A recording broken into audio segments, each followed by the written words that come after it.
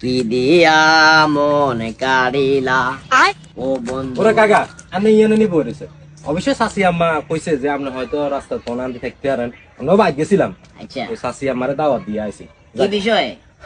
বিষয়টা হচ্ছে ওই যে সামনে হলার মুসলমানি করাইছিলাম আর কি, এটা তো আপনারা শুনছেন। ওই এখন শুক্রবারে মিলাদ কুদুর হওয়াই একটু ডাইল ভাত দুগে খাইবেন। আমি অবশ্যই শাশি আমারে কই আইছি ওই আর আপনার খুদ নাতি টাতি যারা আছে বুগুন্ড লই যাইয়েন। না শুক্রবারে দাওয়াত, এটা কবের কি কাম? তুই এনে না কইবা বলে কাকা শুক্রবারে ফ্যামিলি মেম্বার সবার হলে যাইয়েন, শুক্রবার আপনার কিস্তি গিয়ে কিস্তি গান্ডা বাজে দিয়ে আইয়েন, এটা না কইবা। কাকা কিস্তি কি এর? কিস্তি গিয়ে কই যাইতেন ব্যাগ মিলে গাঁতি গোষ্ঠী ব্যাগগুলো মিলে খাইতেন না 500 টাকা জিনিস 1000 2000 টাকা টুকি দিয়ে দেব, তো এটা কিস্তির মতোই তো।